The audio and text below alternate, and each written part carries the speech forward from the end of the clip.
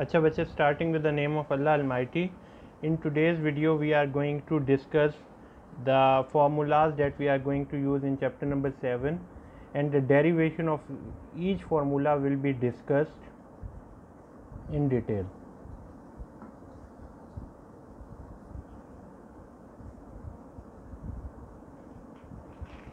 Before that आपने ये बात याद रखनी है कि what is the formula for present value of a particular asset. Present value is equivalent to future value divided by 1 plus I raised to the power n.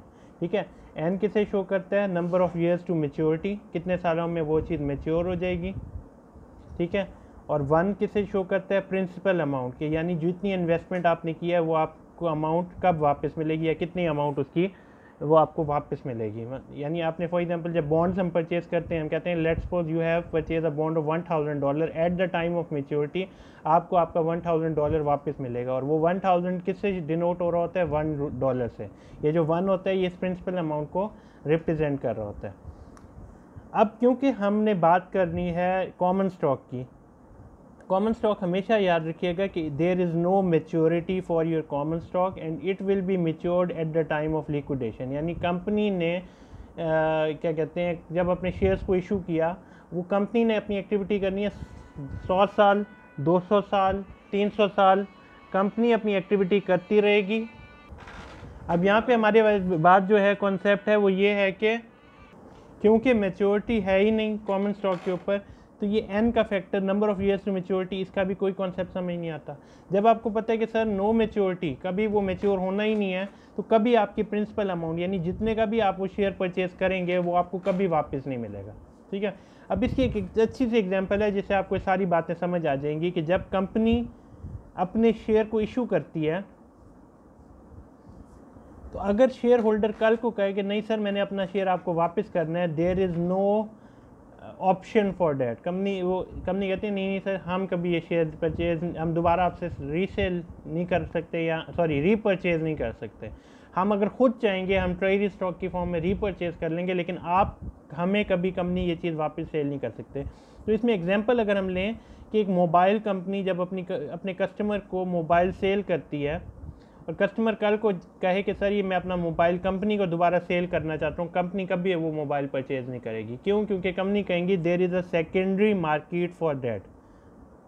आप shops पे चले जाएं, आप वहाँ पे सेल कर सकते हैं. इसी तरह जब आप शेयर होल्डर के तौर पे कंपनी को कहते हैं कि sir I am willing to sell my shares back to you, तो कंपनी कहते हैं नहीं सर हम नहीं परचेज करते, या हमारे पास सेकेंडरी मार्केट है जिसे हम किसके नाम से जानते हैं? पाकिस्तान स्टॉक एक्सचेंज से. आप हमारे शेयर्स को लेके चले जाएं पाकिस्तान स्टॉक एक्सचेंज में, वहाँ पे जाके सेल कर लें. ठीक है, यही कॉन्सेप्ट अब हमने लेके चलना है हमारी जो डिस्कशन है. यानी हमारे पास ये फैक्टर्स रह गए, प्रेजेंट वैल्यू, जो आपका इंटरेस्ट रेट है वो, और फ्यूचर वैल्यू. प्रेजेंट वैल्यू क्या है? The value of your share, जिसका जो हम चैप्टर पढ़ रहे हैं, वैल्यू ऑफ शेयर वो कितनी है वो हमने फाइंड करनी है. ठीक है, फ्यूचर में हमें क्या मिलने वाला है उस शेयर के ऊपर? Dividend amount. हर साल हमें उस पर डिविडेंड मिलेगा, तो ये डिविडेंड अमाउंट आएगा. और डिवाइडेड बाय आई क्या है? जो इंटरेस्ट रेट मार्केट में चल रहा होगा या जो इन्फ्लेशन रेट चल रहा होगा वो आपने आई के तौर पे लेना है. तो ये वाले फैक्टर्स को हमने कंसीडर करना है स्टॉक वैल्यूएशन के लिए. अब लेकिन इसे सिर्फ एज इट इज़ नहीं रहने देना, हमने एक कॉन्सेप्ट पढ़ना है कि sir how many types of common stock are present. Common stocks की कितनी टाइप्स हैं? There are 3 types of common stock. पहली है ज़ीरो ग्रोथ, सेकेंड वन है वेरिएबल ग्रोथ,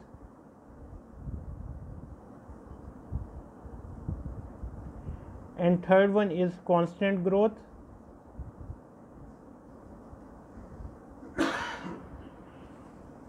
और प्रेफर्ड स्टॉक की बात करते हैं तो प्रेफर्ड स्टॉक में सिर्फ ज़ीरो ग्रोथ का कॉन्सेप्ट है. अब ज़ीरो ग्रोथ ज़रा आसानी से समझ लेते हैं. पहले ज़ीरो ग्रोथ में है कि सर हम आपसे वादा कर रहे हैं कि आप $100 का शेयर परचेज़ करें, हम आपको उस पर 3% डिविडेंड देंगे, $3 देंगे.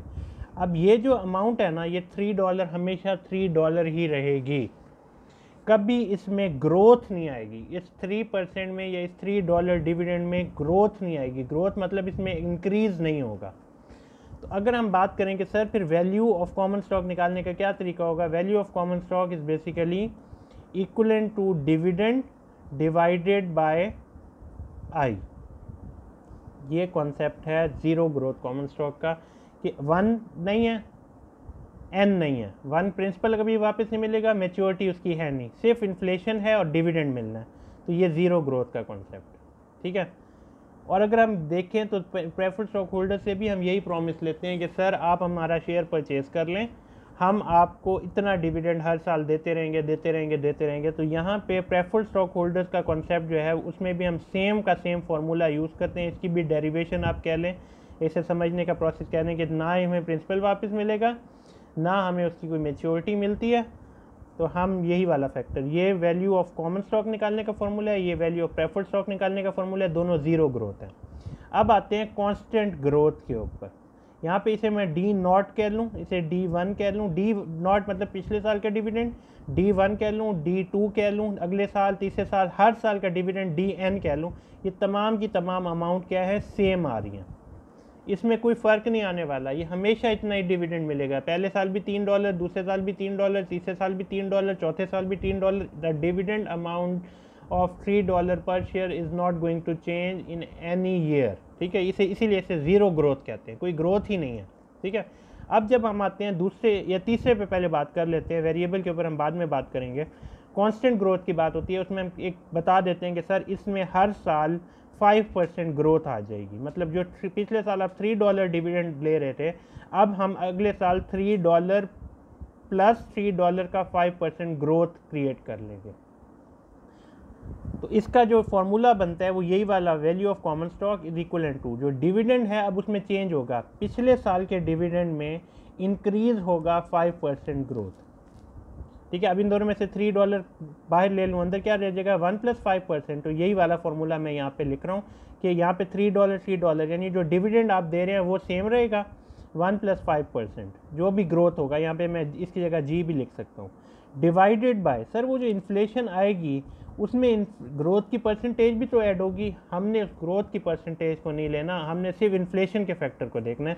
तो जो भी आपकी इन्फ्लेशन है उसमें से ग्रोथ की परसेंटेज माइनस कर देना है।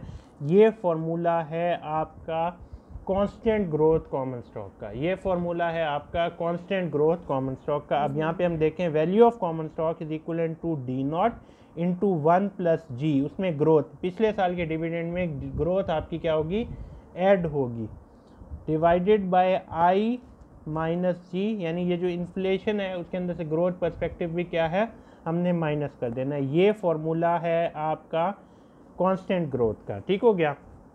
अब रह गई आखिरी बात हमारी वेरिएबल ग्रोथ की। वेरिएबल ग्रोथ में, वेरिएबल का मतलब क्या है, नॉट फिक्स्ड, जो फिक्स्ड ना हो, जो चेंज होता रहे, जिसमें फैक्टर ऑफ चेंज क्या हो, वो प्रेजेंट हो, से वेरिएबल है। यानी पहले साल आपका डिविडेंड क्या है, 10%, पहले साल डिविडेंड में 10% की ग्रोथ आ रही है, दूसरे साल में उसमें 3%, फिर चौथे साल में, तीसरे साल में 5%, फिर 4%, एक्सेट्रा एक्सेट्रा। इस कॉन्सेप्ट को क्या कहते हैं, variable growth common stock. Variable growth common stock में जिसमें जो ग्रोथ है वो वेरिएबल है, कभी सेम नहीं आ रही, चेंज होती रही है, फिक्स नहीं है, चेंज होती रहती है, हर साल वो चेंज होती रहती है। इसे कॉन्सेप्ट को क्या कहते हैं, वेरिएबल ग्रोथ कॉमन स्टॉक। ठीक हो गया। अब वेरिएबल ग्रोथ कॉमन स्टॉक के अंदर आपने हमेशा याद रखना है कि जो आपके न्यूमेरिकल्स आएंगे उसमें पहले फॉर एग्जांपल 4 सालों में ग्रोथ आपको ये बता रहे हैं, लेकिन वो हमेशा आपको एक फैक्टर लाजमी बताएंगे कि सर 5 ईयर, अब इसमें मैं बच्चों कॉन्सेप्ट समझा रहा हूँ कि 5 ईयर टू इन्फिनिटी, फिर वो क्या रहेगी, कांस्टेंट ही रहेगी, फॉर एग्जांपल 7% पे। अब यहाँ पे कौन सा कॉन्सेप्ट आ गया, यहाँ पे आ गया कांस्टेंट ग्रोथ का। अगर वो आपको कहते हैं कि सर पहले साल ग्रोथ 10% है, दूसरे साल 3% है, तीसरे साल 5% है, चौथे साल 4% है, उसके बाद 5th year to infinity, infinity का मतलब है there will be no maturity for your common stock, infinity तक ग्रोथ कितनी रहनी है, 7%, यानी अब ग्रोथ क्या हो गई है, कांस्टेंट हो गई है, अब फिर ग्रोथ चेंज नहीं होनी। तो यहाँ जब हम इस्तेमाल करेंगे, हम वही वाला फार्मूला इस्तेमाल कर रहे होंगे जो अभी हमने कांस्टेंट ग्रोथ का निकालना है, कि constant growth is equal to D अब मैं 5 ईयर की बात करूँ तो D4 जो था उसमें 1 + 7% जो ग्रोथ है, यहाँ पे 7% ग्रोथ ऐड हो जाएगी, divided by inflation rate. Let's suppose मैं इन्फ्लेशन रेट देता हूँ मार्केट के अंदर 12%, तो 12% इन्फ्लेशन माइनस 7% ही ग्रोथ माइनस करेंगे, तो अब ये वाला जो कॉन्सेप्ट निकलेगा ये आपका 5th ईयर तक का जो आपका डिविडेंड मिल कॉमन स्टॉक है उसकी वैल्यू आ जाएगी। मैंने जब न्यूमेरिकल्स कराऊंगा ये वाला कॉन्सेप्ट आपको बहुत ज़्यादा अच्छी तरह समझ आ जाएगा। अभी जिसे समझ नहीं आ रहा वो वीडियो को 4-5 बार देखें ताकि उसके दिमाग में ये चीज़ें आ जाए। वेरिएबल का इटसेल्फ वर्ड क्या है कि ग्रोथ में वेरिएशन रहेगी, there will be no fix growth, there will be no constant growth in your common stock. ठीक हो गया। And that is basically the last thing which I am going to discuss about this chapter is the concept of price earning ratio. Price earning ratio का क्या है concept, क्या है कि market price को आप अपनी अर्निंग के साथ कंपेयर करके बताते हैं कि कितना कॉन्फिडेंस इन्वेस्टर्स को है ऑन द कंपनी के ऊपर कितना कॉन्फिडेंस है इन्वेस्टर के माइंड में। इस कॉन्सेप्ट को प्राइस अर्निंग रेशो में डिस्कस करते हैं। मार्केट प्राइस आपके शेयर है की है $2, $12 फॉर एग्जांपल, और जो अर्निंग आपके शेयर के ऊपर आ रही है वो आ रही है $4। ठीक है, पर शेयर जो आप अर्न कर रहे हैं वो $4 है। अब ये देखें कि आपका इन्वेस्टर 12 डिवाइडेड बाय 4 करें, आंसर क्या आएगा 3 टाइम्स वो कॉन्फिडेंस हैं और वो 3 टाइम्स आपके शेयर को ज़्यादा, आपकी अर्निंग से ज़्यादा पे करने के तैयार हैं ताकि हम ये शेयर परचेज। हमें पता है इस शेयर ने जो अर्निंग करनी है वो $4 ही करनी है, लेकिन हम उस पर $12, मार्केट प्राइस कितनी है 12, यानी हम उस अर्निंग का 3 टाइम ज़्यादा पे करने के लिए तैयार हैं। ये हमारा कॉन्फिडेंस है on the company. This is the end of this particular chapter. इंशाल्लाह इसके न्यूमेरिकल्स हम डिस्कस करेंगे, उसके बाद हमारी अगले चैप्टर्स में डिस्कशन होगी in the next video. Till then अल्लाह हाफिज़।